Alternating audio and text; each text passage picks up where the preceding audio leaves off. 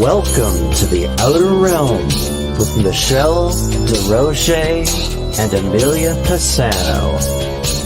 Airing live on the United Public Radio Network, 105.3 FM in New Orleans.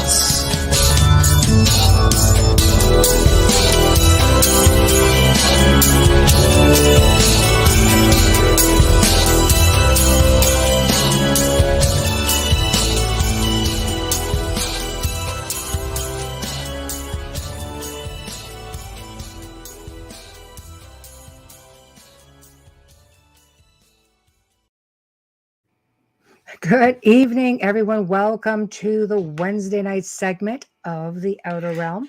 We are broadcasting live on United Public Radio Network, 105.3 FM from the beautiful city of New Orleans. We are fully sponsored by the amazing people over at Folgers Coffee who have been on this journey with us since the very beginning. So we thank them from the bottom of our hearts and hope that we will continue on down the same path. This is a pretty darn good path. Also, big thank you to Dr. Snick, aka Justin Snicker, the Sonic Surgeon, for his sponsorship and contribution of our intro and outro. He is an award-winning composer of Halloween, horror, sci-fi, and dark wave electronic music, which can be found anywhere that good music can be found. Now, tonight we welcome for the first time Tobe Johnson and Brett Eichenberger. They are co-producers of the new documentary, A Flash of Beauty, Bigfoot Revealed. Need we say more? I think it is awesome. So we are looking forward to looking at their trailer this evening and hearing what they've got to, basically got to tell us. It's always fascinating for me. But in order to participate in tonight's show, you're going to have to head on over to, let's make our way down the list, Facebook, News on the Flip Side, Outer Realm with myself, Amelia. I was going to say myself and Amelia, but I'm tongue-tied tonight. UFO, Paranormal Radio, and United Public Radio, Canada's Most Haunted. Then we jump over to YouTube, which of course is the Outer Realm, UFO, Paranormal Radio, and UFO Gods and Extraterrestrials. And if you like what you see, please give us the courtesy of subscribing. We really appreciate you, and it really helps us a lot, and it's always appreciated, and you guys are very appreciated, so we love you. So I see people are chiming in. Hey, Tamara, Wayne, Summer, Michelle, Zachman. Ooh, hello. Wow. Bubbles look tired today. Oh my gosh, yeah, Bubbles has been cleaning. Oh, that's fine. Yeah. There's nothing like a new cleaner that comes to the house, and not the person, the product. No, I was going to say, what? And you're I tired? love it. I'm not going to give the name because they don't pay us to talk about them, but it smells like almonds and it's all natural. I love it. Oh, I like that. And it works. Their whole line is safe for children and pets, so it's really making me happy. Even the other one that I got earlier, for granite, you can clean your countertops and you don't have to I'm laughing at Wayne. You don't have to worry about washing the chemical off. It's food safe. It's not a chemical. Wayne, right? Sherpa has been cleaning today as well. Yeah. Cleaning, laundry, catching up. Yeah.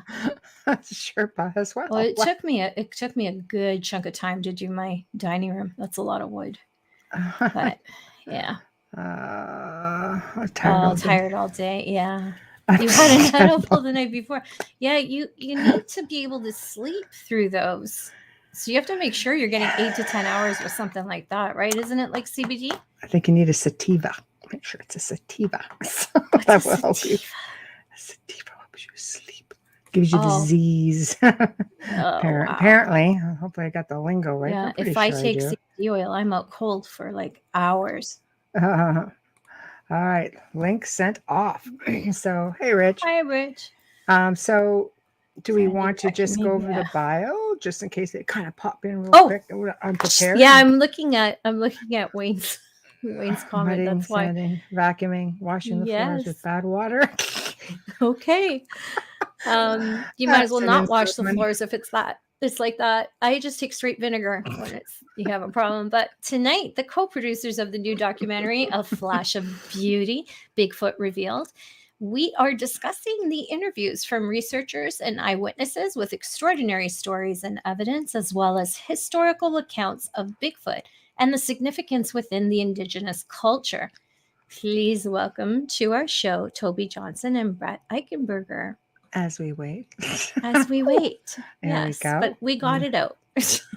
Hey, we got one. Woohoo! We got it out. Hey, We got it Brett, out. how are you? I'm good. I'm here. Hi, Good, how are you? Sorry, I Good. had the are. screen closed off. I didn't see you. Oh, Well, hi, good evening, Nocturnal Frequency Radio. I don't know if it's Hello. Steve or if it's Alex. I'm going to take a bet at Steve. Alex usually comes in Tobe as should be himself. joining us shortly. Excellent. Okay. Okay. Excellent. I love it. I'm really looking forward to this. So we don't often have a lot of people come on with Bigfoot. It's happened probably a handful of times in our 3 Hi, years. Steve. Well, yeah, and I don't know why, because we have, we do have a long waiting list, but we're pretty much open, to everything. Outer Realm covers everything, but amazingly, we don't get asked by many to come on. The ones we've had have been very good, but we're just like, where are they all? So it's like, yeah, we've got one.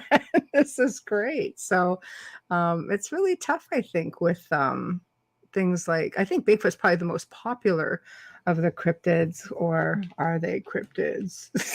That's They're the big people. question. They're people. Oh, wow. See, I love They're that. fuzzy. They're tall, fuzzy people, ancient Tall. people. I love it. Okay. I Something love it. like that. That's kind of a tease, I guess, for the Yeah. show. Yeah. No, I'm really looking forward to it, because we have a lot of people who have had experiences and such. We'll have to get into that. And hello. Cool.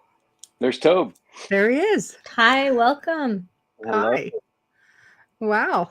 Well, thank you guys for joining us. I was just explaining to Brett that, in our few years of doing this, we have only maybe had a handful of people who have come on to discuss the subject of not just Bigfoot, I think, cryptids in general. And it's not like we've never been open to it, but it makes me kind of wonder the field of study, just how big it actually is, or maybe isn't. So we're going to get started with the trailer. Does that work out for you guys, just to get Yeah. everybody on the roll? Okay, I so think we're going to go. that's the way to go. We're going to come up. I'm going to come in. I'm going to mute everybody. I think everybody should probably mute. Okay. We're good to go.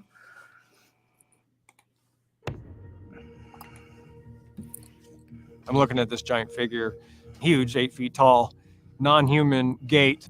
I'm trying to classify what this thing is, but it's not real.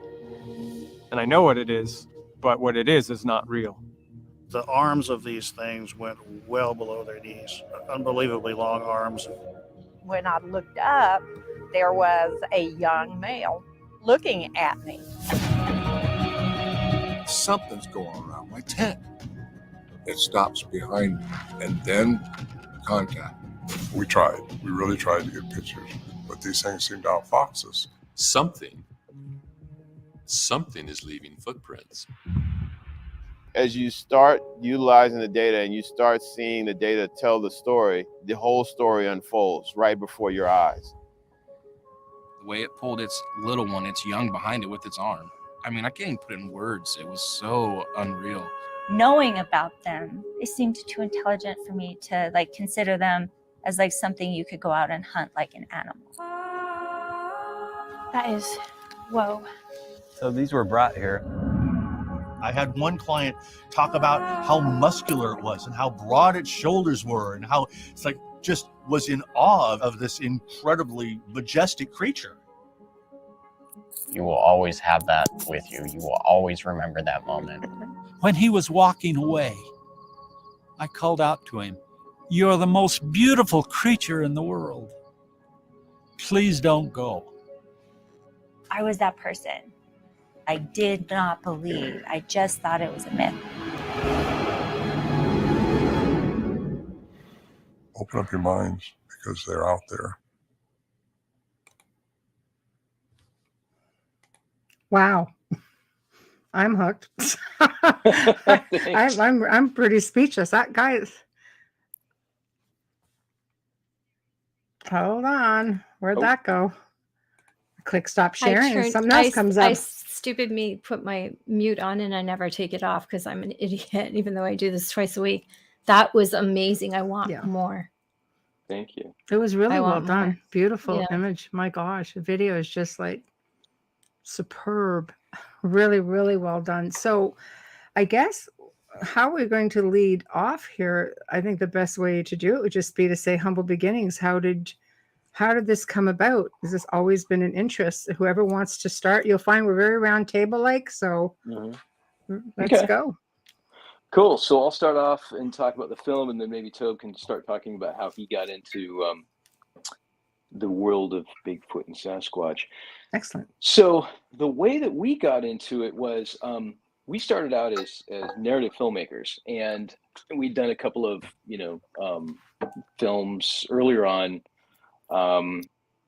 and those were great and a lot of fun, and throughout that time period, Jill, the producer, and I, the writer and the producer, and I had always talked about doing a Bigfoot documentary because we grew up in Oregon. We had an interest in it. And about 10 years ago, we were working with some folks on another film, and they introduced us to a couple of the legends in the Bigfoot community, if you will, like Todd Neese and Peter Byrne and Ron Moorhead. And so we met them at a conference, got to know those folks, and we thought, someday we could really do this because we've established good connections.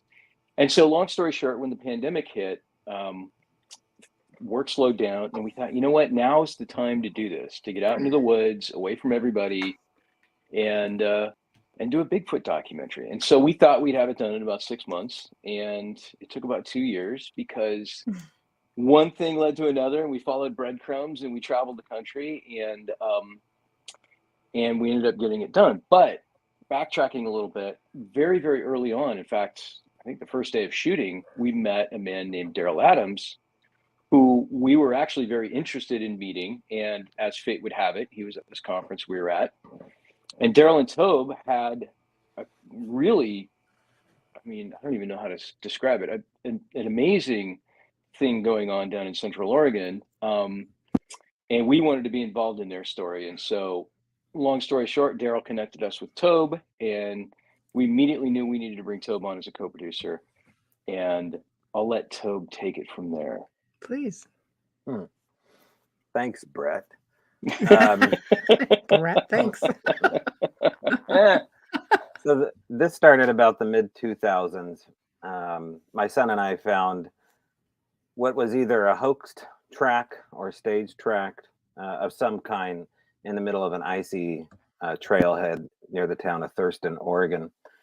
And it really didn't matter to us because I was fresh off a divorce and had some time with my son out in the woods. And so I was looking for something to pick up steam with a 4-year-old, I think he was.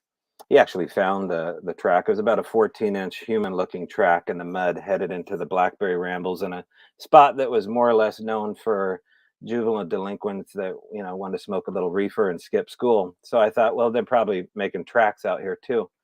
So we took a little photograph and ended up going to a church at that time where one of the directors of a movie called Sasquatch, which was loosely based on the Patterson-Gimlin film up in around the Three Sisters Wilderness area here in Oregon. He was kind of retired from the showbiz, but he was nice enough to look at the photograph. And he said, they're real. And if you want to meet somebody that has actually seen them, I know this river guide. And so meeting this river guide was really the first time I sat down with somebody and looked them mano a mano. And he brought a track that day and sat it near the museum park bench. And we just traded stories. I had a lot of questions for him. And he said, I've seen more than one. You can do that, And I'd tell you the rest of the stories, but they're far too weird and you'd never believe me. And that really sunk in. That took me immediately back to when I was sitting down with my dad watching Close Encounters of the Third Kind and just hearing, Richard Dreyfuss's character get sucked into this world as, you know, potential abductee is what happens. Mm. But there was this kinship to that mystery of what if these aren't just stories. And I got that from this river guide. And he was willing to let me come into his world. He was kind of a recluse. He probably still is. And before I knew it, I was out in the woods with a stranger, you know, sitting in the icy rain of the Cascades above Leesburg, Oregon. And from then on, I was just hooked. I knew that I had the time to do it. I knew that my son was willing to entertain part of his dad's craziness to go out in the woods. And once we started to have experiences, I wanted those to stay powerful. I didn't want to just have tiny experiences either, because I'm an adrenaline junkie. And so without belaboring the history here of 15 years or better, I can tell you that witnesses are classified in my mind into two groups. I think most Bigfooters would say that. They're either flesh and blood or they're something else. Maybe it's like that in the ghost world and the UFO world. Probably not, but in the Bigfoot world, those are the two camps, and they don't really get along too well. And so the first 5 years, it was all, I want to meet these guys, like trading baseball cards. I want to meet the Meldrums. I want to meet the, you know, Ron Moorhead types. And oh, by the way, those two men are diametrically opposite.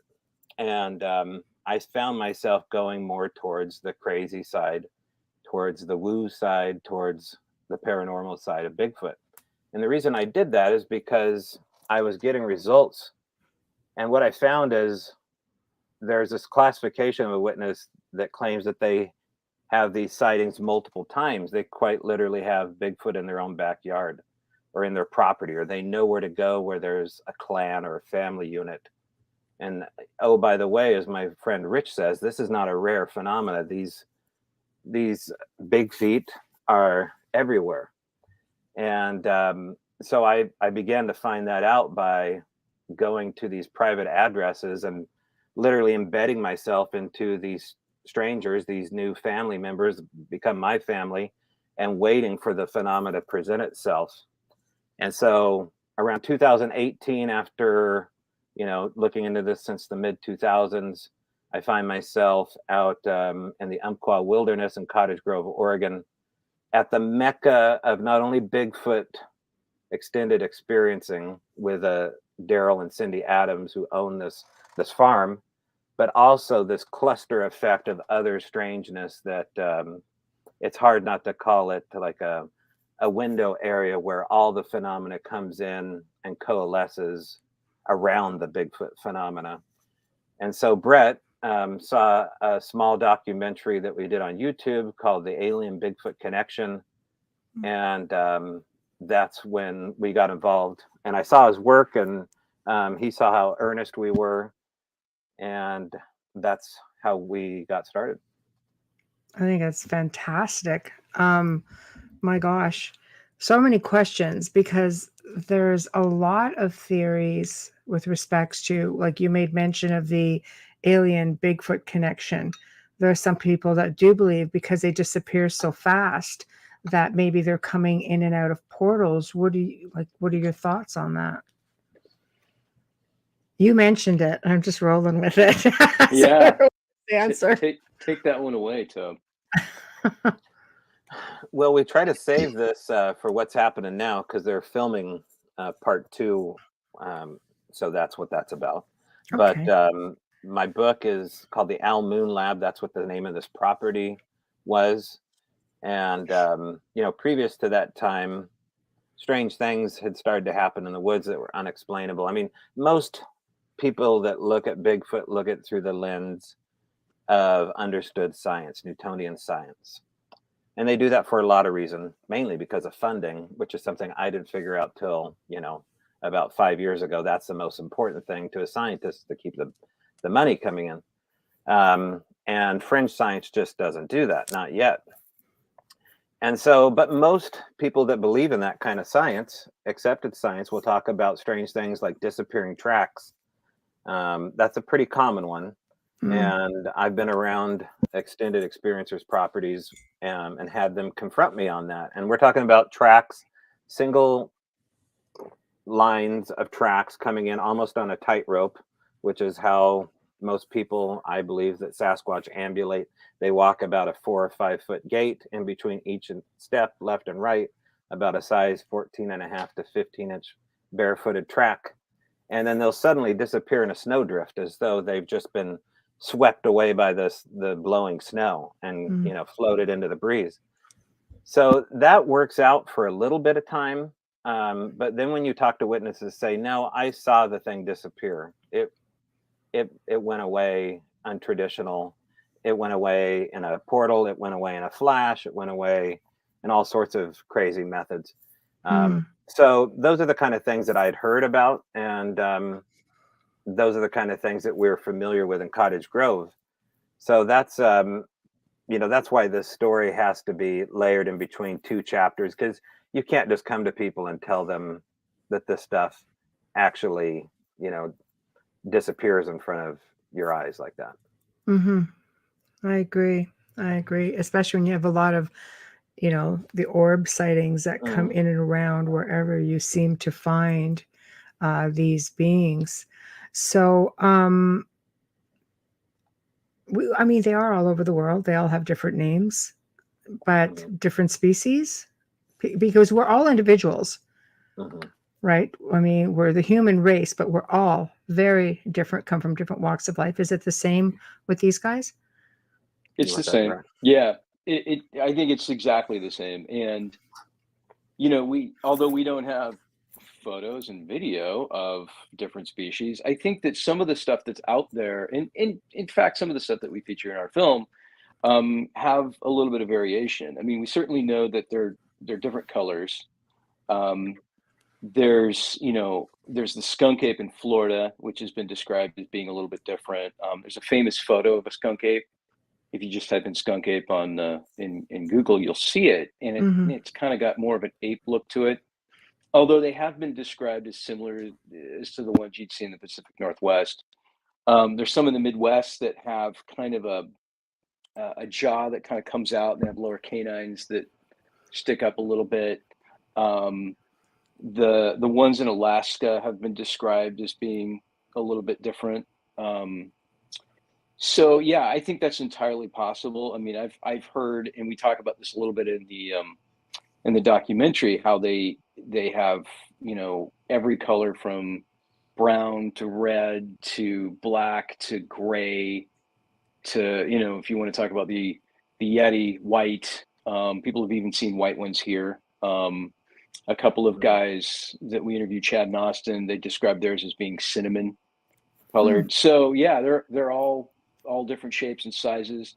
And they have different personalities too. And I think that's the important thing, is that, and that was one of the goals that we set out with, the documentary, was to describe these things as beings, as maybe a type of people and not monsters. And, we've heard everything from trickster and a sense of humor to very aggressive. The one thing that we don't have any accounts of are people being, brutalized or beaten up or assaulted or that's true, killed by them. We do have many reports of them throwing rocks at people, but strangely enough, those rocks never hit anybody. So right. So maybe they'd be great in the Major League Baseball or something. I don't know, but they've got a good arm. Yeah. But and that's what's really important to us, is to really kind of flesh out that character and create that character. And like Tobe said earlier, that's 2 films, that's 2 movies, because these guys are complex. They're very complex. I would think at least 2. Right? You could really dig with these. Oh yeah. I saw a video clip that was sent to me a while back, a couple years ago, from Canada, and it was a gentleman who was speaking, like a researcher, and he was working with one specific group of them, and he taught them how to say his name. For example, his name was Mike. He goes, Mike, it was just being very repetitive. And it sounded like, if you believe the clip, that you could tell, like there's some kind of a really deep undertone with it. But it basically, he comes out and says, Mike. And over time, this series of videos is, this guy communicating and teaching speech. So can they speak? Do they have the capability to speak English? I would think it's very possible if one of them wanted to interact with you and learn. But what is your thought on, obviously they can communicate with one another because they do it. Language? Yeah, okay. So this kind of goes down a little bit of a rabbit hole, and I know exactly what you're talking about. This Mike Patterson, he's up in Ontario, Okay. and he's got all kinds of really incredible stories. I've even heard, I don't know if it was Mike, but I've heard that some folks have put out chalkboards and they've Right. gotten written responses. Right. And I mean, all of this is subjective. Right. But what I can say is, this is kind of a tease into the second film, is many people across the country and maybe across the world experience this phenomenon called mind speak. And it's really kind of scary when it happens to some people, but they will hear a voice in their head that is not theirs. Well, and it's telepathy, in English. basically. Mm-hmm. It's right. Basically that's what it is. Right. And so I don't know. We don't know how they're doing that. We don't know how they're using English or the native language. Some folks say that they communicate in images and images only. Other folks say that they actually hear a voice. There's a story out there about a man who had a gun in the forest, and one of them asked him why he had a gun. Clear and plain as day in his head, in his mind. So, that's the English part of things. Ron Moorhead goes into their own language, which is called samurai chatter. Right. And he's got, the famous Ron Moorhead Sierra sounds that he recorded back in the 1970s. And, that particular language that he's recorded, and it is a language as qualified by Scott Nelson, a former naval cryptolinguist. He's done all the research on it. They've got something going on that they're using to, some sort of language that they're using to communicate. Whether it's the same, across the country, across the world, I don't know. The sounds are very similar. We heard it in the Midwest, and it was very interesting. It was just brief. It was kind of like a quack, quack, quack back and forth. It almost sounds like two people arguing about something. And it does sound like samurais. It kind of has that like old kung fu movie kind of yeah, just waiting for the lips to move. It's like going at the I same time. I don't know. Yeah. It's like this. It's really kind of interesting. Right. So yeah, they definitely have an advanced form of communication. There's no question about it. Right. And let's get into obviously they do things to try to other ways of communicating. Tree tapping is a big one that people talk about. I've got a family member who's got 100 acres out near Algonquin Park, which is in the eastern part of Ontario actually, and they have them up there. And he woke up, we had a caretaker on the property, woke up at 5 o'clock in the morning. It was still dark, and he can hear these random knockings that seem to be coming closer. And ironically, we just had someone on the show who was giving their opinion of this. And I'm like, okay, don't go out and do this apparently, because they're going to look at it as a sign of aggression. And this caretaker is just 65 years old, is going, I am not going anywhere. I was going to stay in this building. And, it's quite fascinating because you'll hear sometimes them tapping from other areas, and they have found nests and everything up on this property. So what are your thoughts? Do they have certain other ways of communicating that seem to be like I say, I'll use the tree knocking, stone throwing you mentioned. Whoever wants to take it. I'm not so sure they're hitting trees, given some of the things that happen out in the woods in Cottage Grove. On one of the occasions, the property owner and I were in an area that Brett has been that we call the Almoon Wilderness. And we were walking roughly about 75 yards apart over a point it's a pretty open forest with some underbrush.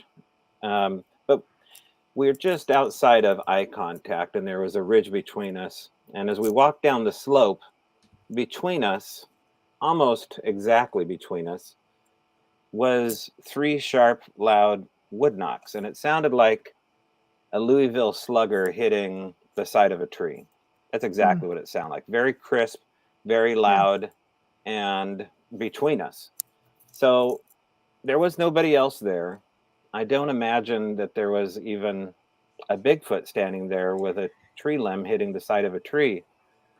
I don't know what's going on. I think that we go to that excuse that, yeah, there's the sound of wood on wood, but there's not always that. Some witnesses describe hearing jackhammers in the woods, hearing a car door slam, which is probably one of the most underreported, most common things that happen before a Bigfoot encounter, is the sound of what sounds like a car door slamming only a few feet from you in the deep brush. That's crazy.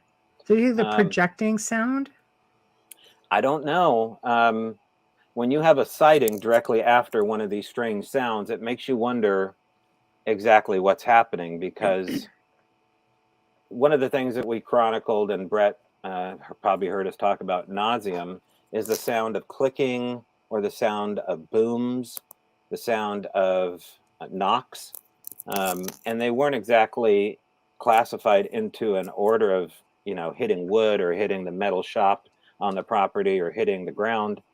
It was always very unique, but it sounded like something going through or passing through an object, and then you would hear the distortion or the vibration of that object happening. And this could very well be the same for these trees.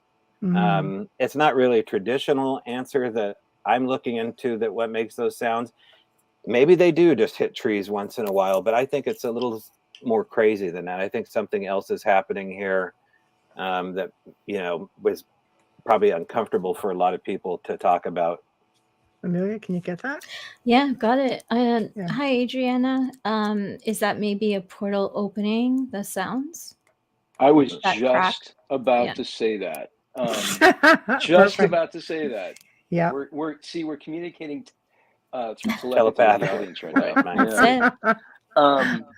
Yeah. So lightning superheats the air and causes thunder, right? So that is a very reasonable theory that, when these portals are opening, the portals have got to be using some sort of advanced energy, like an instant advanced energy. So that could be where that's coming from. I mean, we get the sonic, we get the sonic booms from jets and everything else. So we've seen that being demonstrated in nature. Yeah. Who knows? I mean, I was in the El Moon Wilderness one time without Tobe, and I was there with Jill and a friend of ours, and I was doing some tree knocks. I found a big, huge, heavy piece of oak or something, and I was doing these tree knocks, and nothing was happening. And this was probably over 15 minutes. And finally, I was like, all right, last but not least. And I just took it all like I was swinging at a baseball and hit this tree real hard. And not less than about 10 seconds later, I got a response. And it was just like Tobe was talking about. It was loud, it was crisp, and it sounded like a Louisville slugger, maybe a Louisville slugger mixed with a rifle. And it's the second I heard it, it sent shivers down my spine. And that was it. That's the way it sounds in the paranormal as well. When something's coming in, you'll hear that same pop, that same boom. When, Interesting. It is. It is. Can I ask you? I want to ask you about that. Is it Amelia? Yes. Yeah. Can you describe that a little bit more? Because it's not too often I get to hear from ghost hunters or people that look into the supernatural. I'm not a ghost hunter, but I'm a medium and a remote viewer. But that has been my experience with spirits and sadly malevolent entities as well, where you'll hear that pop, and it almost sounds like, when your TV's got static and it just cracks. It can be really loud at times. It all depends how they're coming in, how large they are, how many are coming through. And sometimes I've even seen almost like a current go through.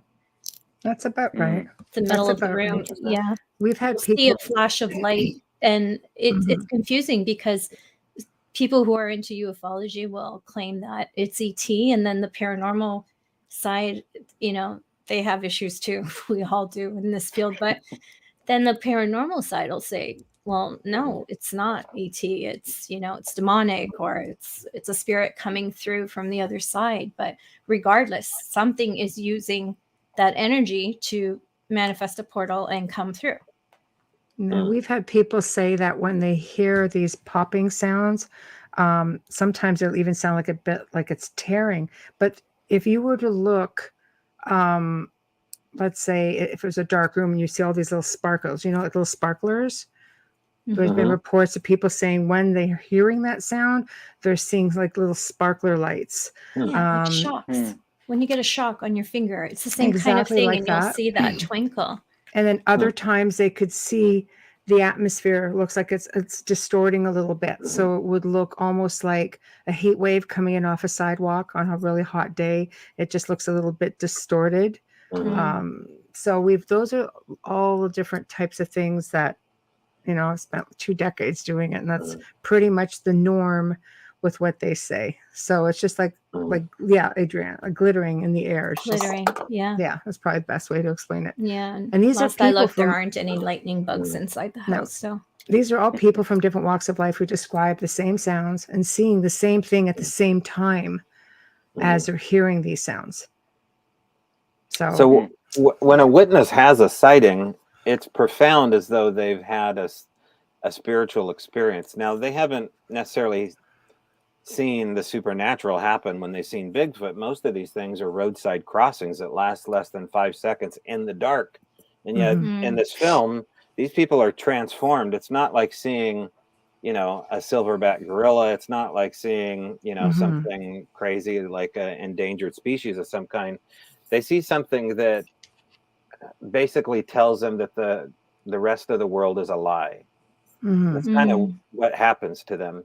And I don't know, Brett, do you want to speak on that? Because I think people, that are interested in this topic, they don't understand the narration behind the witness as far as what happens to them, as far as a mental breakdown or mental shift. Yeah, thanks, Tobe.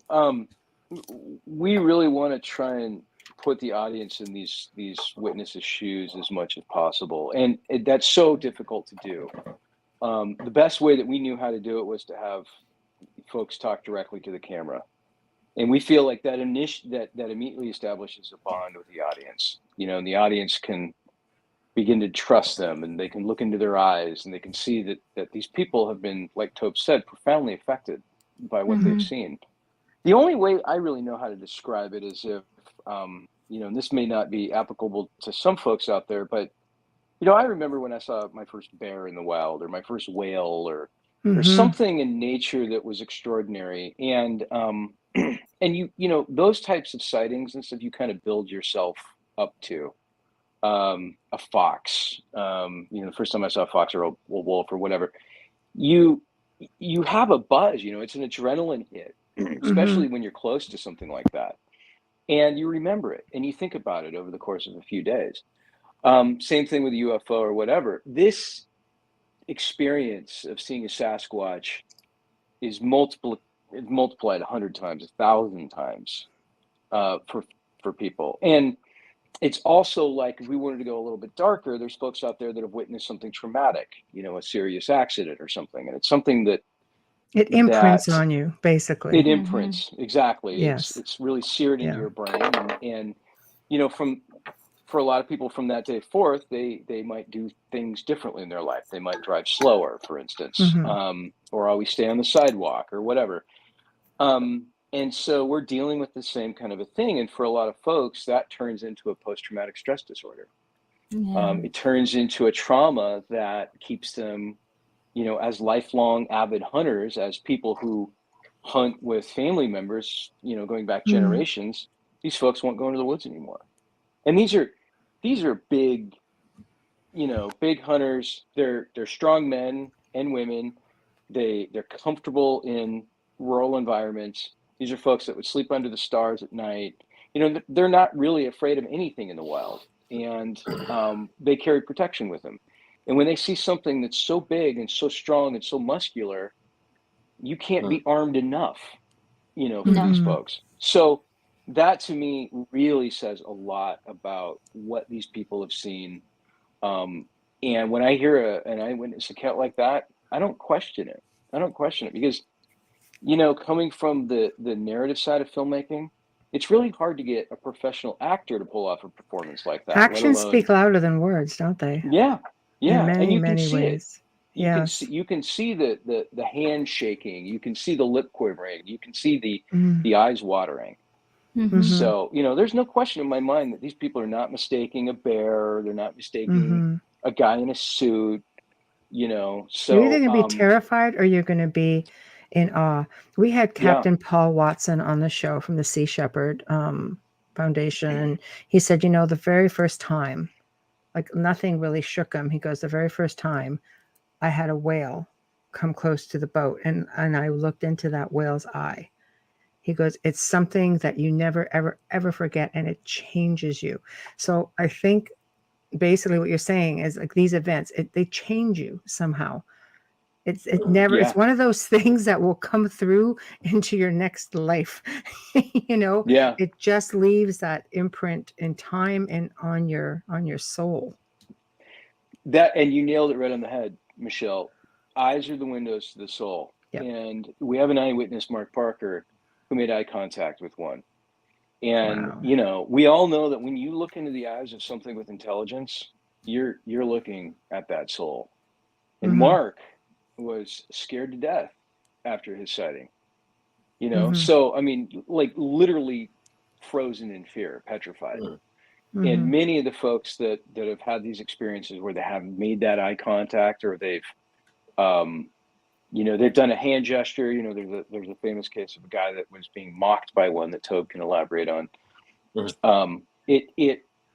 never the same person. You're never going to be the same person, and that can sometimes lead to an obsession. And in some ways, that obsession can become unhealthy.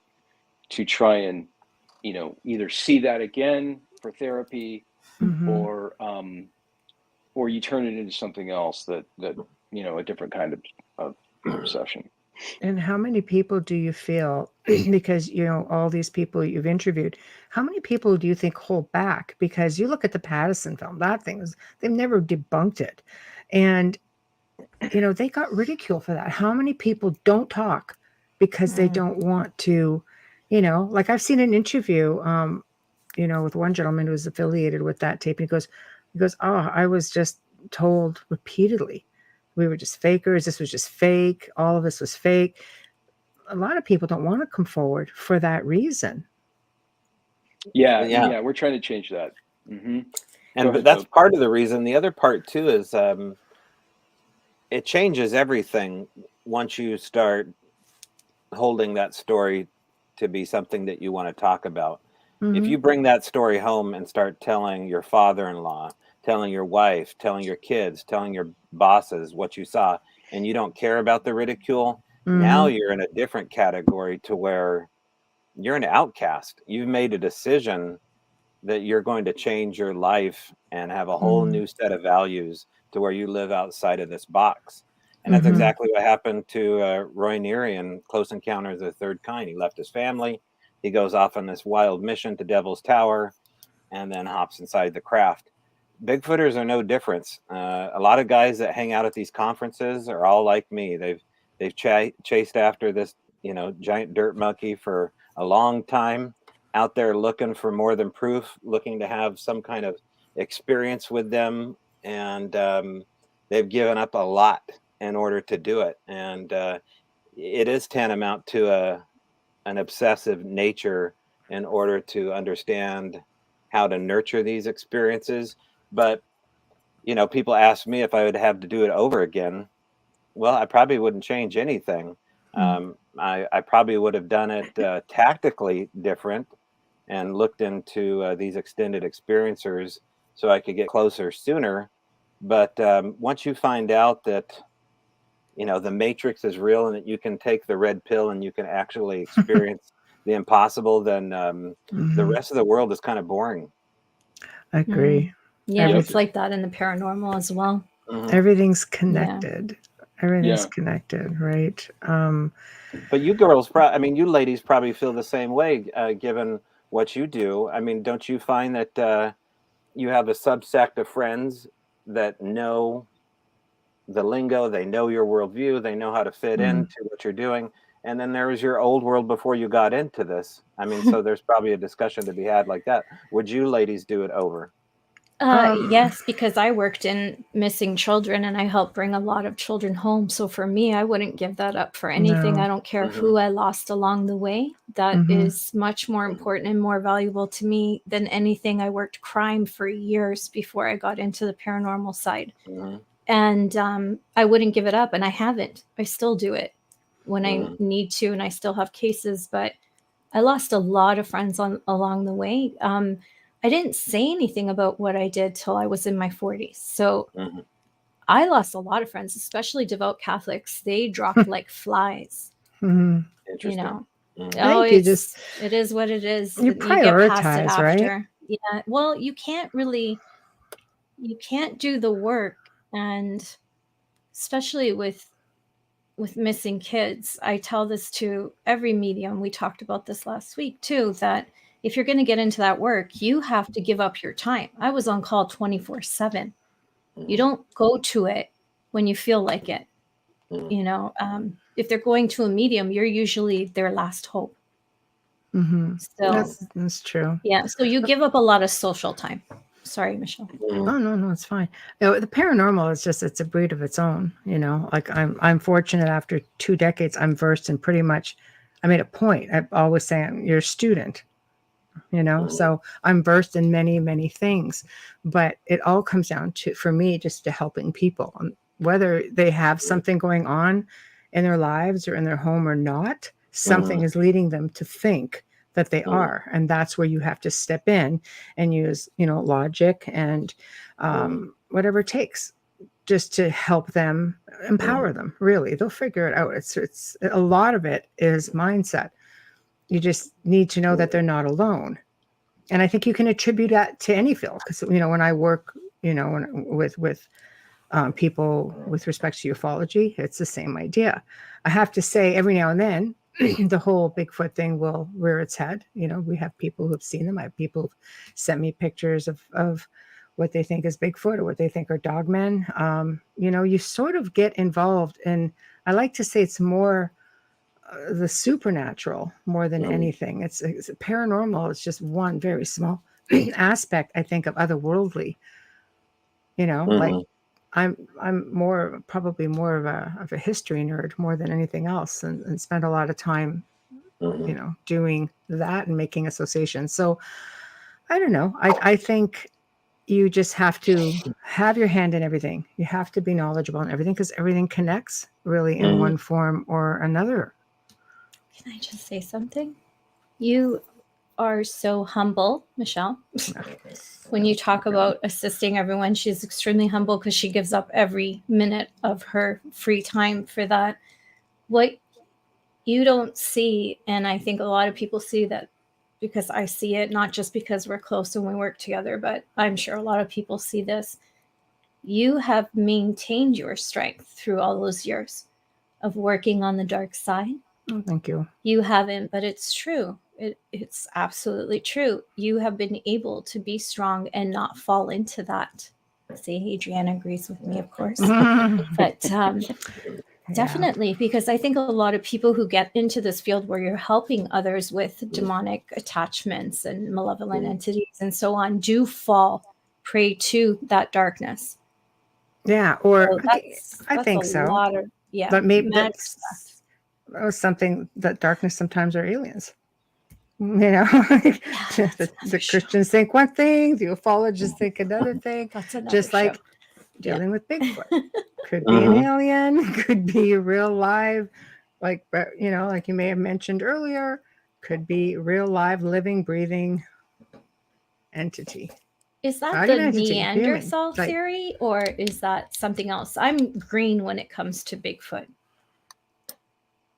What was the question? Sorry, is that when you say that it's possible, Brett said it was possible that they could just be humans or people. Does that come from, there's a theory out there that Neanderthals and the line from there, and is that what you were saying? You want that, Yeah, Brett?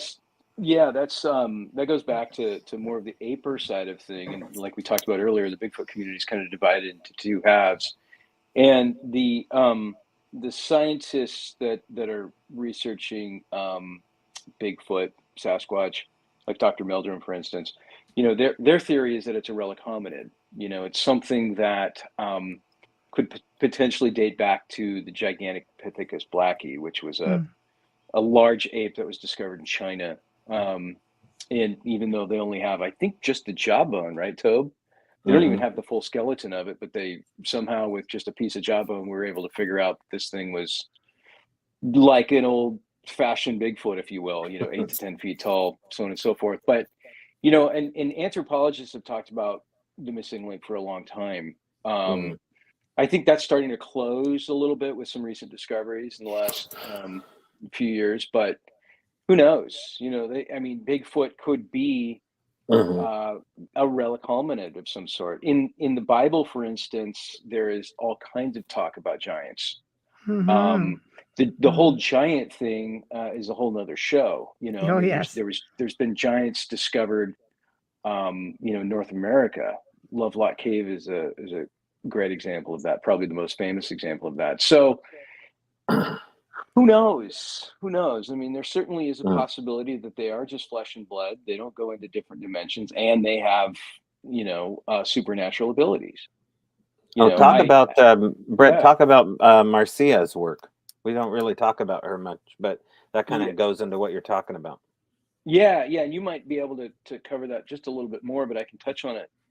So Marcia Moore, who's featured in our film, she's an anthropological artist, and she's done a lot of research on these cultures that, you know, will have elongated head shapes.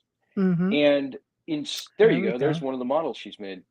Yeah. Some of Very the evidence nice. is pointing to the fact that some of these elongated head shapes were not created with boards and, you know, over time. Like, I don't know the like binding. term. Yeah. With like Right, binding. skull binding. Yeah. You know, here in the Northwest, we had the Flathead Indians, and the Flathead Indians would, you know, from the time the baby was born, they would put the board on the head and whatnot. You know, of course, we've all seen the National Geographic picture of the necks. Yes. But there's a lot of evidence to show that some of these head shapes were potentially natural. And so, you know, and Ron Moorhead personally told me one time he was in a museum in Peru, and they took him into the back room, and the guy says, "Here, I want to show you something." And he like pulls out a drawer, and there's a 10-foot tall skeleton back there. And Ron says, "Huh? What's this?" And the guy says, "Well, we can't put that on display. It would scare the public." So, you know, I think the truth is kind of under our noses. Yeah, exactly. Says who, right? Yeah. I mean, big deal, right? Big deal. There was giants, you know. Right. I mean, I don't understand why. How many have the Smithsonian destroyed? How many bones? Well, that's another story about how somebody witnessed them dumping them off a ship in the ocean. Yeah. Oh, yeah, absolutely. Absolutely. But it's all over the world. I mean, there's evidence of them found everywhere. So with your thought being based on the fact that let's just say that Bigfoot is a living, breathing being, which I believe there's many parts of the world that, you know, let's just take North America. You know how dense some of our forests are in some areas, how many cave systems that we have. They could get lost and never be found so easily. But you have people hunting these guys. I mean, hunt to kill. They don't care, dead or alive. They're taking them in. Some people have claimed to have shot some. I think in California, it's actually illegal to kill a Bigfoot, if I'm not mistaken. Like, it's actual murder. This is how they would look at it. What are your thoughts on that? Yeah, I think in the Skamania County up here in Washington, you're not allowed to harass them. And I think there's a no hunting. Because you'd want to harass something like right, no harassing, punch your no harassing the hornet's nest. Yeah. Right. Yeah. I think that's how they worded it. Wow. You know, I've seen a couple of these signs around in interesting spots up here underneath Mount Rainier, and they say as much. You know, you may wander into Sasquatch habitat. They seem very official. I've seen park rangers walk right past these signs as though they've approved them. I have one of them saved that let's just say it fell into the trunk of my car accidentally. So, you know, you don't know where to classify this stuff as far as the government knowing about it. In the documentary, Brett secured a conversation with somebody that was an insider in the military. He's all shadowed out. It's very difficult to get people to go on the record about that stuff. I bet. But in general, you know, if you can find somebody who's retired or feels safe with you, they may just give you a map. One time I was given a map by a witness by the name of Don in the town of Coos Bay, Oregon. He was working for the Bureau of Land Management as a tree painter. He would blaze the side of trees with an orange stamp so the loggers wouldn't take it down. And around 6 a.m. up a place called Paradise Creek Road near Elkton, Oregon, he wandered into a Sasquatch on an old skid road, standing up, bending down, about 50 yards away from him. And he figures it was foraging. He said it looked like a 10-foot tall and a 10-foot tall man in a fur coat. He went back and he made the report in the little town of Veneta, Oregon. And of course he was mocked. And a couple days later, the secretary met him in the parking lot and gave him a tube. And inside the tube was an official map. And it had plotted since like the 1940s, the whole coastline of Oregon, all the way from Gold Beach to Astoria, different sightings, 5 different sighting types. You could see one, you could hear one, you could find tracks. And his was even plotted on the map as though they kind of took it seriously privately. So what's the point is, well, privately, somebody's keeping tabs on this. And maybe they show up at these conferences and have a little notepad and are watching presenters, but generally they're keeping to themselves. They don't really have any questions for us. I could see why. We don't really have a whole lot to offer them in general when it comes to evidence. We have a few tracks, we have a few handprints, we have some hair, but unless you can get close to the phenomena and actually get to know the culture of Bigfoot, because if they have language, we can assume they have a culture of some kind. And if they have a culture, well, they have rights. They have possibly human rights. And, you know, that gets into the whole thing of, you know, undocumented people living out in our wild. I agree. I agree with you on that. Like I said, there's just too many places that they could be hiding. I had put this up also. Amelia, can you get that? We have like listeners who are on like thousands of different servers. So Yeah, they don't that's why see you they see just hear it sliding up. Just in case says it is illegal, pardon me, to hurt or even disturb Bigfoots all over the to USA. hunt them. Yeah. It's a federal law to protect hitherto unidentified species. Yeah, and Tamara says, I don't think you can kill them in Canada. Yeah, you can't. You can't even carry a gun here. So yeah. So no, that won't be a thing. We got somebody else who wants. I'm just going to go in the Wayback Machine a bit just to hit on a few comments before we get too further ahead. Tamara, also Amelia. Yeah, thank you. I've heard them in Northern Ontario, Canada, hitting trees and fighting at 3 a.m. in the morning. It's a bit unnerving. I used to work security. I'm out in the middle of nowhere without people around fighting. What the That's hell the first can you time be I watching where in the have you middle been of hiding nowhere? that? You've been watching us for 2 years. We're just nothing out there, hearing about Tamara. that right now. What the I know. hell? Why they've got you out there? It's craziness. Wow. Also, Wayne had asked a question going back to the fur. Wayne says, with respect to the coloring, has anyone you've interviewed made mention of these beings having a winter and summer coat, like white in the winter and different shades of brown in the summer months? That's a great question. The short answer to that is no, not really. I've heard some whispers of longer and shorter hair, you know, which makes sense. But I have not heard of different coats. I have heard of people talking about how they go gray. some of the elders go gray. Like the rest of and us. Yep. yeah, like exactly. Like you can't just, they can't wander into like a pharmacy and grab some L'Oreal. hair coloring. No. Yes, L'Oreal. Yeah. Plus they need like 15 boxes of it too. So maybe a couple kegs. yeah, exactly. Yeah. So that's a possibility. But again, yeah, I can't say unless Tobe's heard Well, stories. yeah, I've heard of literal coats. One of the lesser cool things talked about from witnesses.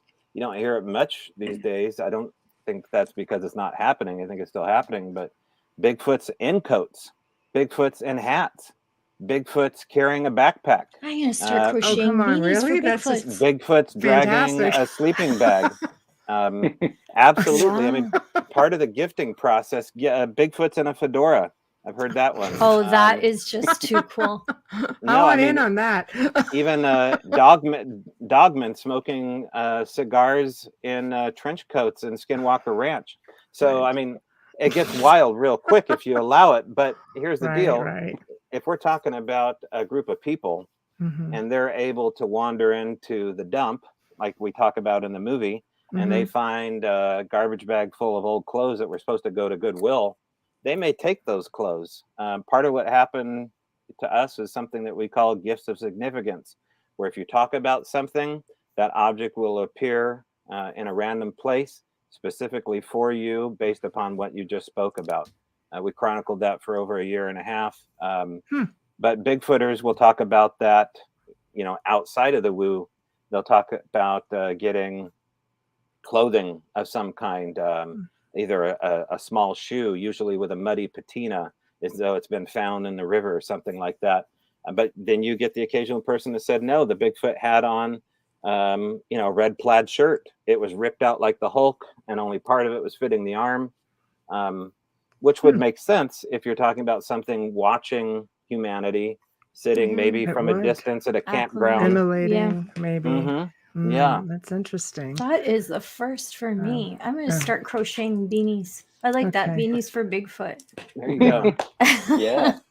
Michael Kennedy says it's obvious that it's all connected. The UFO phenomena, cryptoterrestrials, excuse me, sorry, sheep sisters, Shifters, I think he's trying to say. Yeah, it's okay. Yes, Autocorrect is a okay. bitch. Sasquatch, Bigfoot, Satchmo the Yeti, shapeshifters. He corrected that. There we go. And he also makes mention to find a John Stasco Jr. That's up in one of his another comment, apparently, who is very versed in this sort of thing. So there you go. Here we go. Please tell the guests about John Stasco Jr. There you have it. Have them reach out to him. Okay, I'm working my special powers. Okay. All right, John Stasco Jr. There we go. Leave it up and write it down. I'm learning a lot. That is too cool. Clothing. I can't get over that. And Tamara says, when I asked what the heck were you doing at this, she was, I was guarding a closed resort. Like The Shining? Yeah, kind of like that. The Stanley Hotel, Tamara? like the Shining Hotel, one of those. Oh my gosh. Was it winter? Insane. Bigfoot. Bigfoot. Oh my gosh. I wonder if they have names. If they do have names. Yeah, you hear that all the time. Yeah. Wow. Yep. They have names that humans will give them, or they have names that they will send to you via telepathy. Like that TV show with the Sasquatch. Remember that comedy? I can't remember the name. Oh, Harry and the Hendersons? Thank you. Yeah, Harry. Yeah. Oh gosh. I thought you were trying to make reference to another research show that was on. I can't even remember the name of it, but it was definitely comedic. Okay. That totally got me off track. I never watched that. Sorry. My brothers did. They were heavily into, well, we call them Sasquatch here, but they were heavily into Bigfoot. Well, if you think about getting back to the coat thing, which is what I wanted to initially say, if you look at a Yeti, in the Himalayas, they're white, but they're in a snow environment, right? Or northern parts of Russia, things like that. So could it just be more of a chameleon thing, like a blending thing? with their coats? I mean, mind you, Yeah, you think if they were in the forest, you'd think they'd be green, but yeah. but being dark, camouflaging. I think that's a big part of it. Mel Skahan in our documentary talks about how he found a nest and he found hares in that nest, and they were, I think he said 3 inches long, although in the documentary says they were about 3 inches long. Right. I don't know how that translates to centimeters, you guys. Sorry. But We don't either, so don't feel bad. the hares were rainbow colored, he said, which is interesting. So there's this idea that, like, for instance, polar bears have hollow hair. It just kind of reflects light. So, Bigfoot might have some sort of a camouflaging kind of hair, fur, something like that. Like a fiber optic. Yeah, That's like fiber optic interesting. that bends light, and something that they're able to manipulate. And many animals do that in the wild. We know that. I mean, there's animals that glow in the dark. So it's not out of the realm of possibility that if it is just a flesh and blood animal, that it has some of these advanced features. And most witnesses don't describe fur; they describe seeing hair. They describe it as a hairy thing, a hairy man, a long, hairy beard. It's long. Yeah. It's not an undercoat kind of situation. They can see the skin underneath it. They can see where it's shaved down from where, moving their arms and in their knees and things like that. Or in so the chest area. Yeah. Yes. So going into this film, you obviously you go in with a certain mindset because it's stereotypical, right? It's just like, this is the stuff you hear. We all see some of the documentaries or other TV shows, which I always tend to watch documentaries before I get into too much of the TV shows, because I always say documentaries are for education, TV shows are more for entertainment on an average. Don't shoot the messenger, pretty much is. So with that being said, were you surprised by any of the stuff that you found? Like, what did you go in? What was your expectation? Like, what was your belief system going in, basically, and how did you come out? That's a good question. I think for us, and I speak on behalf of Jill and Mike Ferry, who is the cinematographer on the project. I think we went in prepared for some pretty strange things. I don't know that we were shocked by anything. Talking to the Army intelligence analyst and finding out some of the things that's going on internally within the government was upsetting. That was shocking. The paranormal scope, I think, was unexpected. The things that they're able to do or reportedly able to do was very interesting. So this film originally was just going to be one film. And what happened was we started accumulating so much data as far as the paranormal is concerned. It occurred to us after our first edit, which was close to 5 hours, that we should really make this thing 2 chapters. And also, it was kind of for the community as well, so the Apers could have their film and the Woo could have their film. But, that was surprising. I think there was a few things. I think the other thing too that's kind of surprising was I didn't initially think that they were as common, I guess you could say, for lack of a better word, as they are. And I went into this thing thinking that they were really pretty rare, like maybe a few per region, maybe a pod or a clan or whatever you want to call it. And that doesn't seem to be the case. They're far widespread and they're not all that rare. Wow. And how about you, Tobe? Factoring in the pandemic was something I didn't plan on. That was an unexpected thing for the world. But to have the opportunity to do something amazing like this with amazing people, Brett and Jill are the real deal guys, and Mike as well. And to be allowed a window of time in order to do something beautiful like this. I mean, even with tragedy comes beauty. And there is probably no better example than having time off work like the rest of the world and wandering out in the woods and creating something like this. And it's not on, lost on me to say thank you to Brett and Jill for that opportunity. But, I'm just kind of thinking about it now. What an amazing experience to spend 2 years building this narrative out. And, I want everybody to go out and see this movie and be blown away like I have been, because just from the trailer, you get an idea of the cinematic scope. Oh, yeah. Well, yeah, watch It's the really well film and,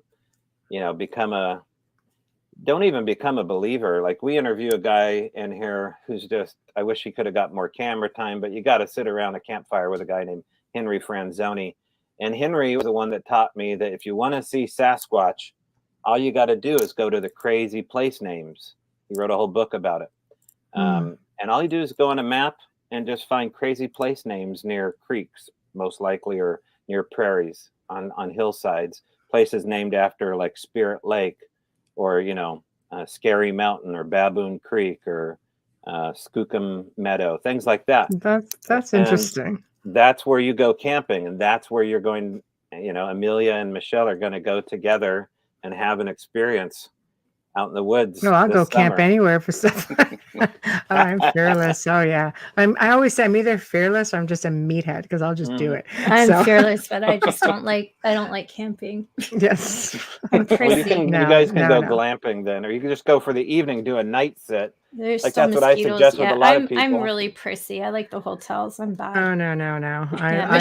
Michelle. I love sleep anywhere. research. Yeah, Michelle, I'll get do out it. there. I've been to different parts of the world. I don't even care. There's got to be like a Skookum Creek, or Scream for Your Life Meadow, something like that. And that's where you're gonna will go with Michelle. She just said I volunteer. Yeah, because she was in that crazy forest with you. That's why. Oh, the Hoyabatsu Forest. Oh, I guarantee you there's Bigfoot up there. Yeah. Crazy Romanian Bigfoot. So this was Amelia, can you get this? Do you want me to get this? Absolutely. Nope, I've got it. I was just taking notes. This is Michael about John Stasko again.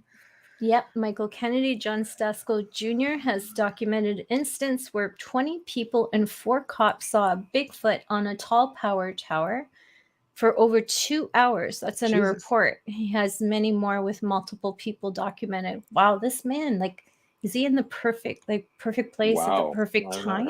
You're either really lucky. Yeah. Seriously, if you get someone who's seen 1 or 2, it's a big deal. This is crazy. Yeah. Huh. He has hair that was sent to a specialist in some college that said it was unknown. Yeah, I bet it disappeared after that too. That's having some faith, Amelia. Way to go. No, but that's the government, right? We don't really know if anyone's ever captured a Bigfoot, or if anyone's ever found one that is deceased. We don't know. We would never find Which out. leads me to the next question. Do government know about them? They must, if they're protecting them. I mean, you can't kill them. You can't hunt them or hurt them. So why would do you think they're interested in them? Yeah, I mean, Rich Germeau, who had a sighting as an on-duty police officer in northwestern Washington State, talks about that. And, Rich also has some military experience. But he talks about how, if there was an apex predator, a humanoid apex predator wandering around in the wild, the U.S. government would want to know about it. And I completely believe that to be true. Yeah, and then the next question is are they working with them to try and weaponize them? Could they be a super soldier? I mean, you could start going down a pretty deep, dark rabbit hole from there. But you could almost see that, couldn't you? And if they're very intelligent. I mean, the possibilities are endless. There's reports, many reports up here in the Northwest about bodies being removed from the destruction of Mount St. Helens eruption in 1980. Many eyewitnesses to that account that the first responders were the U.S. military. Some of the first responders were U.S. military, and they went out and they got out the Sasquatch bodies before anybody else saw them. And wow, really? Apparently they were sloppy, and there were some folks that saw these helicopters going over their house, and they looked up and they could see the bodies in the nets. Wow. And that story gets really interesting and really deep, and folks can search for those stories on YouTube if you type in Mount St. Helens Sasquatch or Bigfoot. That is crazy. Never That's heard that one. crazy. Yeah. We're going to do a quick station ID. Actually, we're going to do it a little bit early. Are we? Yes, we are. Because I want to just get into the next leg of questions, so it might be a bit lengthy. Absolutely. You are listening to The Outer Realm with Michelle DeRoche and myself, Amelia Pisano, coming to you live from the beautiful city of New Orleans on 105.3 FM radio. Tonight, we've got Tobe Johnson and Brett Eichenberger in the house with us, talking all things Bigfoot. Stream or listen to our archives on the platform that you normally use. You can find us everywhere. Shout out and thank you. I don't have my coffee cup ready. To the amazing people at Folgers Coffee for fully sponsoring our show from day one. We love you and we thank you so much. Also, a huge thank you for lending his voice and his talent.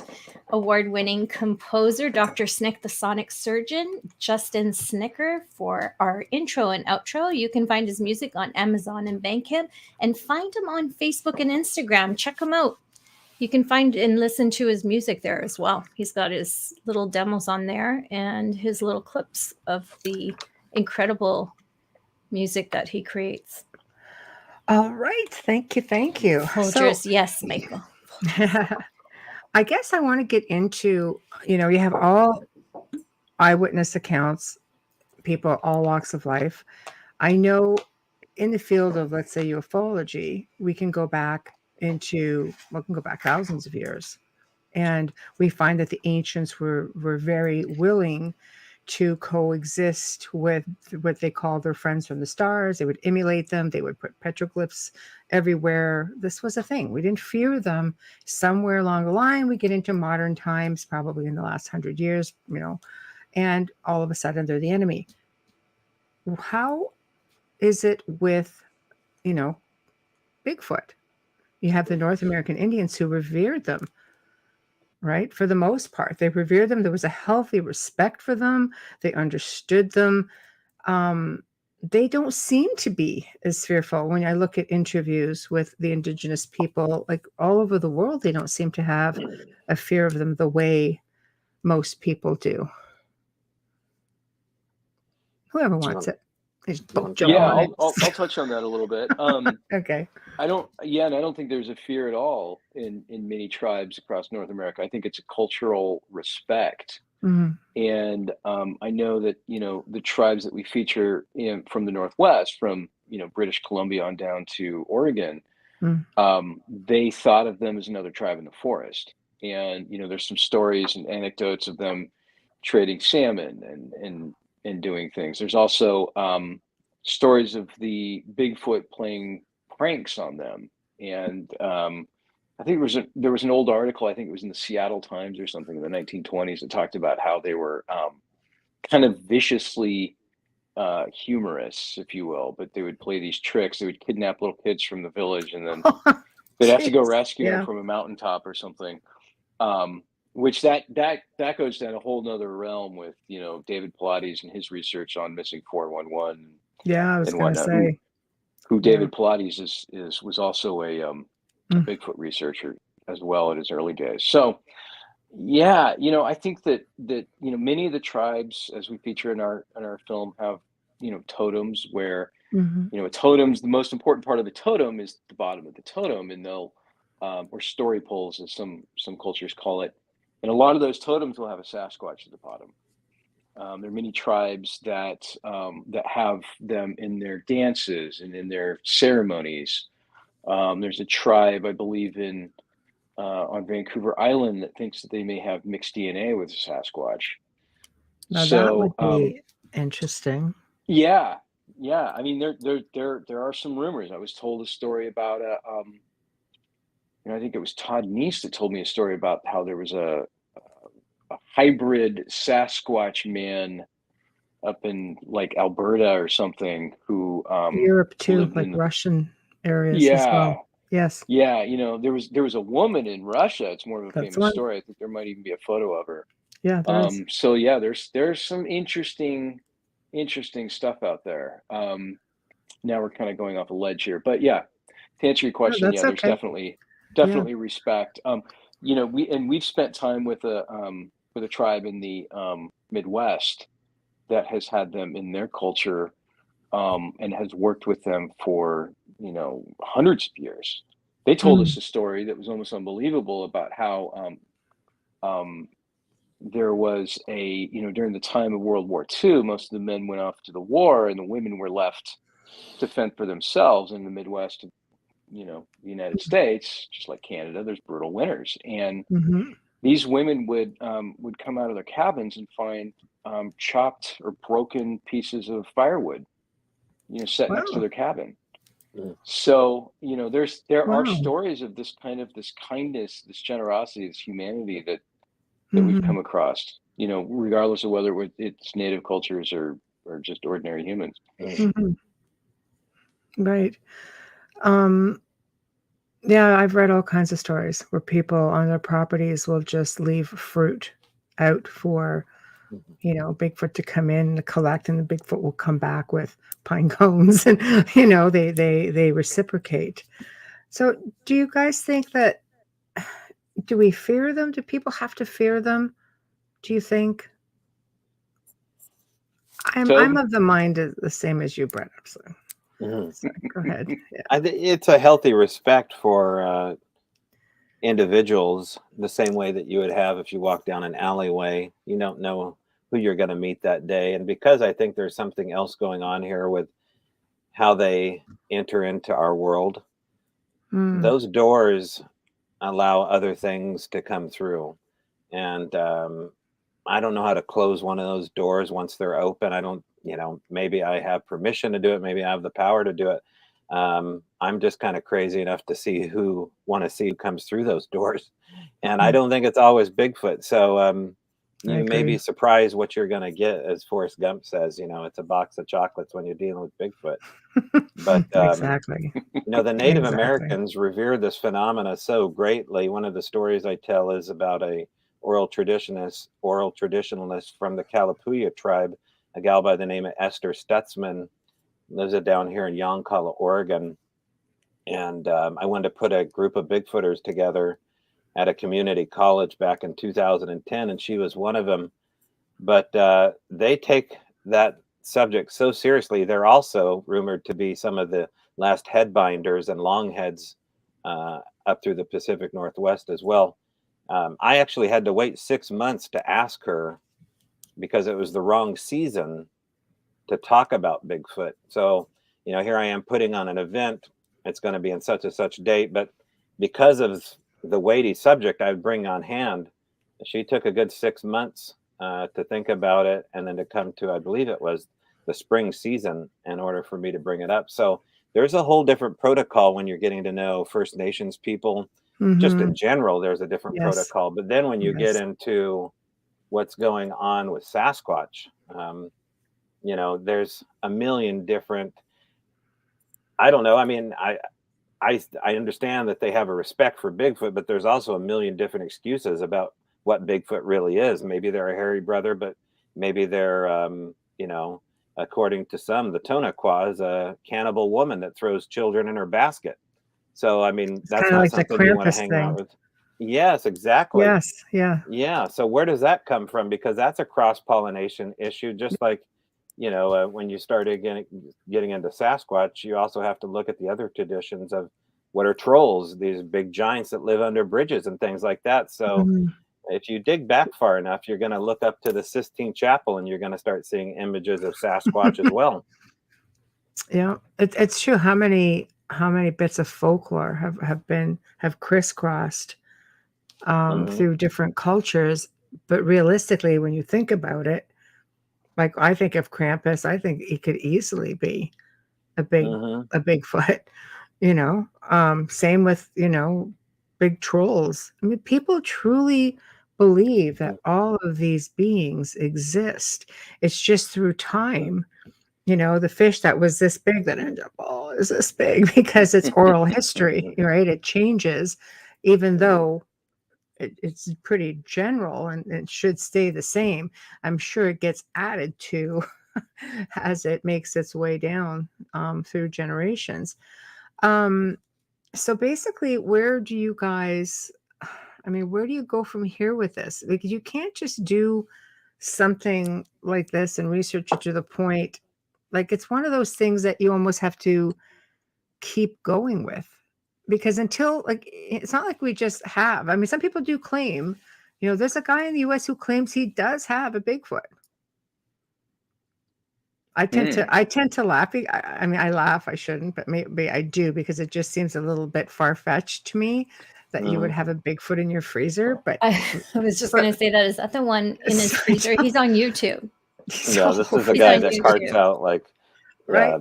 He makes studio feet, and he brings out the feet and sets them on the barn table, right. Like, as the head that he brings out. Yeah. Yeah, and he brings these pieces and stuff. Mm-hmm. But then there have been other people who have claimed, no, they did shoot one and they buried it under leaves, and then they went back and took video, like probably a year later, and you could see bits of fur. But my question is like, why do they not ever just hand them in?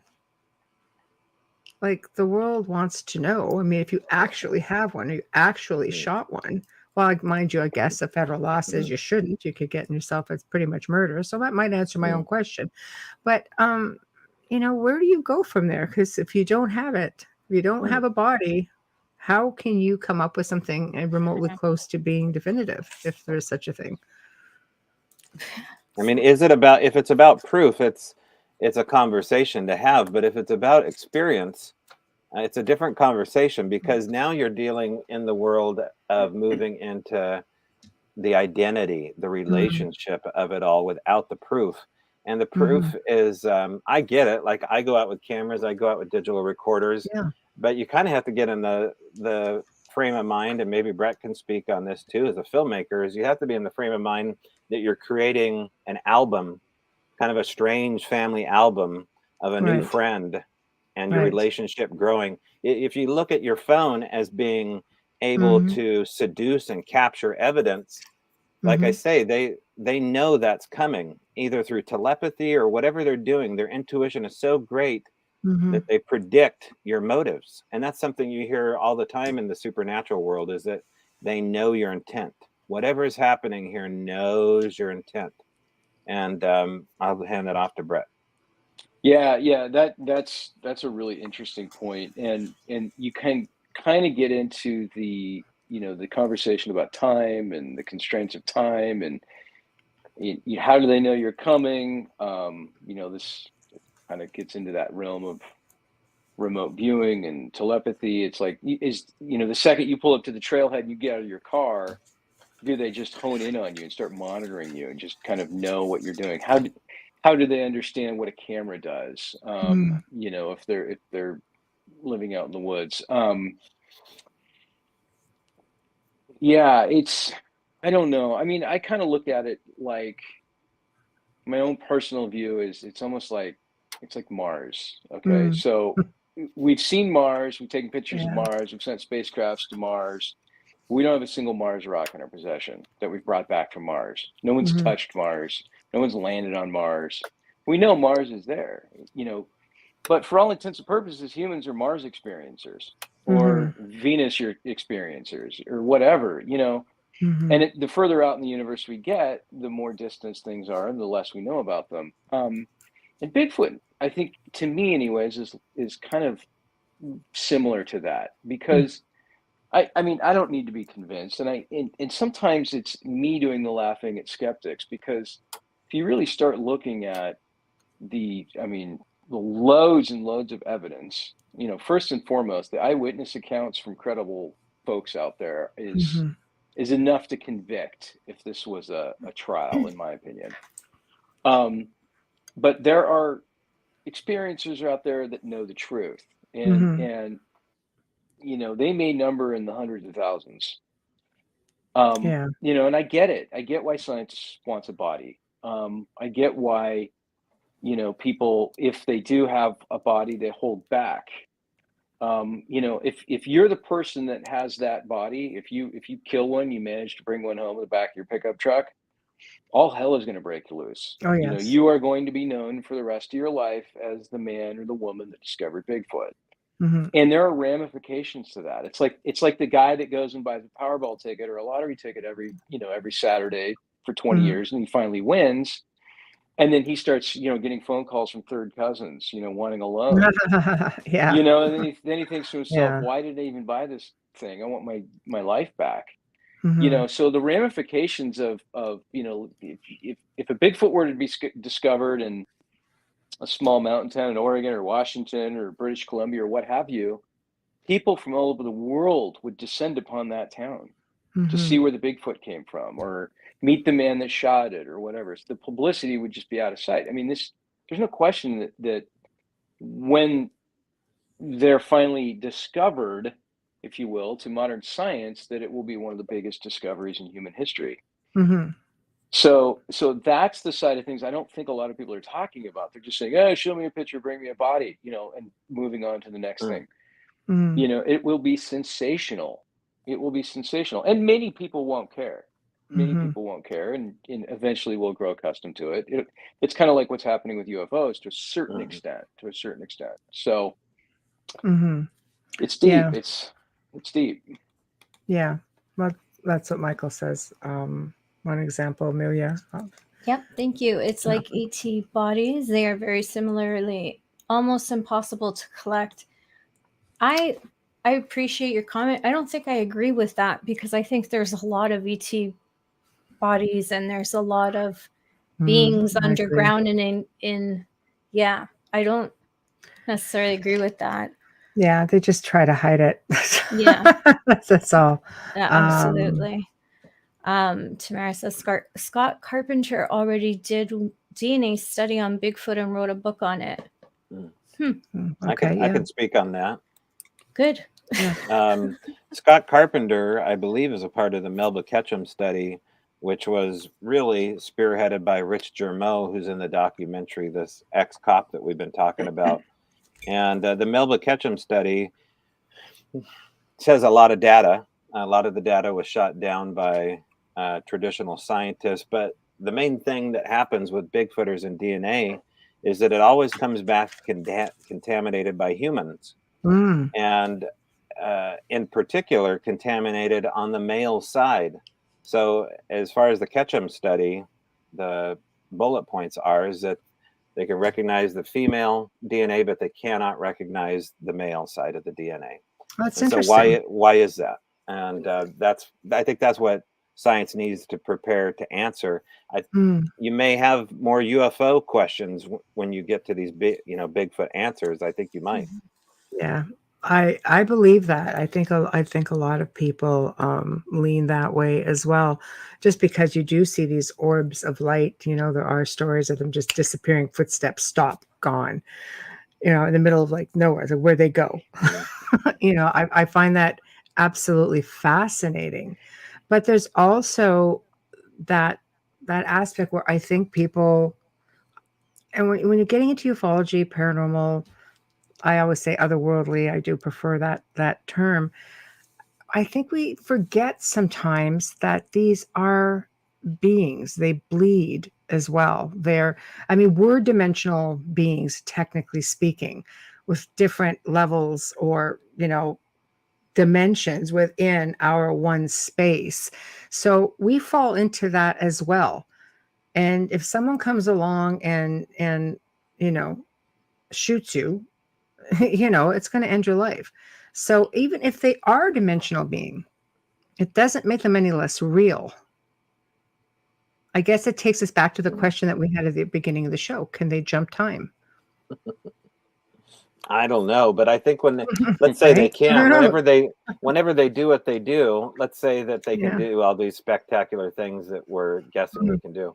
I think they have to abide a bit, if not mostly, by the physical laws of where they are at that time. However, they can play with it. It seems as though they can play with things. We had evidence of that at the Al Moon Lab, where we'd find impressions in the gravel, and it was almost as though they're playing with a vibrational frequency in order to sink the rocks down into the hard pan. So there's ancillary evidence of that from our story, but people say they have shot them and that they have wounded them or killed them. I've heard incredible encounters in Sasquatch Chronicles out here in Vancouver, Washington, of people that have shot juvenile Sasquatch, and had very detailed responses from the alpha male of what happened to them, and you can hear their voice trembling. And then suddenly a cleanup team shows up at the spot and takes care of all the evidence as though it's never happened. So there's all these incredible stories, but that's all they are. Right. Right. Well, that's why I posed the question that leaned more towards you as a being out like a field researcher, because this is becoming a thing again. I've noticed there's a lot of new shows coming up in this next season of, new shows. It's not all just paranormal, but it looks like people are getting into Bigfoot research. I'm like, oh, are we going through another cycle again? This is going to be the next thing. So what are your thoughts to that? Like, do you work with other researchers, or are you just like, oh God, not again? Not another one. Because I find, like I said, when you're doing documentaries and they are supposed to be really educational, it's really hard, because I'll use the paranormal as an example. There are a lot of couch investigators out there. And, now with social media, it's not hard to be a group. And I commend everyone who comes together and can work in unity in any field. Some people don't have places they can go visit. They don't have groups they can join, but sometimes if you don't do your homework, a lot of damage gets done also. And that applies to any field. Brett, talk about the scripted nature of television, because a lot of people don't know how that works. Yes. Okay. Yeah, that's a great point. I've got all kinds of different thoughts about how reality show producers work, and I've kind of dipped my toes in that world a little bit, so I understand. And I also have a family member that's been a producer of reality shows for 20 years, some very popular shows. So they're looking for a little bit different response from the audience than like a documentary is looking for, and we wanted to do something that really could help find its way into the standard, what's the word I'm looking for, the general public, I guess you could say, the folks out there that have a passing interest in Bigfoot or what have you. That's an audience we wanted to get to, because we want to start expanding the conversation. But going back to reality TV shows, a show like Expedition Bigfoot, I think for the most part has good intentions. But at the end of the day, it's about the bottom line, and they need to be making money. And, I've been told a few times that producers and studios, when I say studios, I mean networks, are afraid to show too much because they're afraid the audience can't handle it. So in other words, right? There's a formula, but in other words, if they were to really actually capture a Bigfoot, they would show it on TV, because, for one, that would be the end of the series, right? Two is they're just afraid that it would freak people out. The infamous radio show War of the Worlds that Orson Welles did so many years ago was a massive social experiment that I think sociologists are still researching to this day. We found out so much about the general population from that. Now, obviously, we live in a different time with the internet and, all these faked videos and everything else. But, I think that people need to be really careful when they watch these shows. They need to really kind of watch it with an open mind and realize that, you can do a lot and you can say a lot with editing. It's extremely easy to manipulate what somebody is saying or doing in some of these shows. So just be careful is all I can say. Go out there. The most important thing is to go find somebody in your local area that is a Bigfoot researcher. And, for the most part, I think these people would be more than happy to do a cup of coffee with you. Just like Tobe did, with his river guide. Don't be afraid, ask questions, and then go out and do the research yourself. And most of it, to be honest with you, is going to be pretty boring. You're going to be sitting around or walking around or camping in the forest and with the black flies and the mosquitoes exactly. That's true. This phenomena will come up when you least expect it. Tobe can also expand upon Yeah. that. I mean, it's about, yeah, sure. It's about 90% of sitting around. I'm sure when you're in a house that's active or you're, working a case, it's a lot of downtime and BS. And it seems like the phenomena is attracted to those downtimes. It seems like the phenomena is attracted to laughter. And I always call it the tuning fork method, where you have to have both sides of the tuning fork in order to get the vibe going. And so you need that other person that is the attractant, and it's hard to narrow down in a group who that is. It may not even be your spouse. It may be your spouse's friend, and then you're having the awkward moment of trying to get your spouse's friend to come out in the woods with you. It's just like, what's up? Like, well, they got the vibe going. So no offense, but yeah, I mean, it gets into the right. You know what I'm talking about? The relationship aspect of this can get a little bit confusing.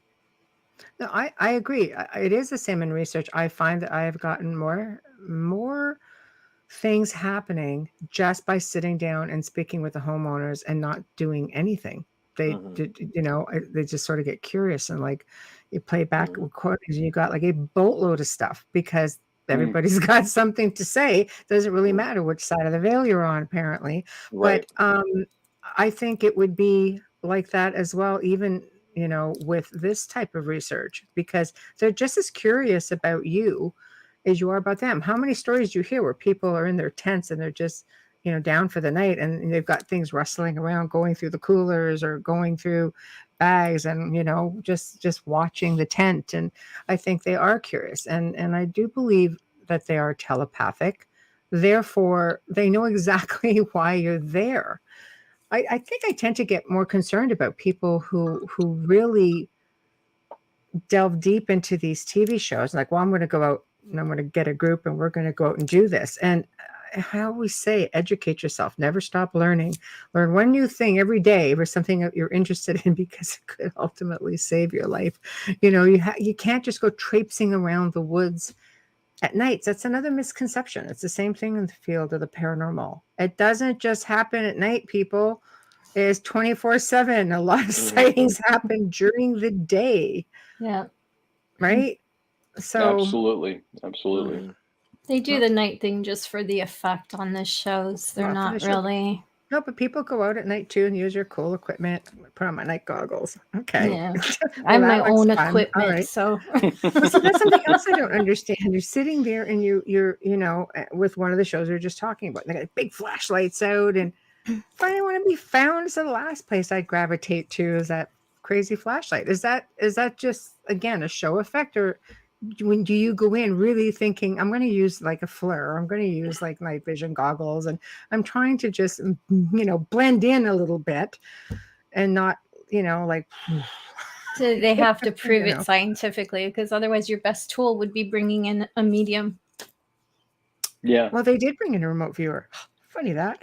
But anyway, so as we get a little bit closer to the end of the show, tell everybody, where can they find your documentary? Where can they watch it? Where can they go?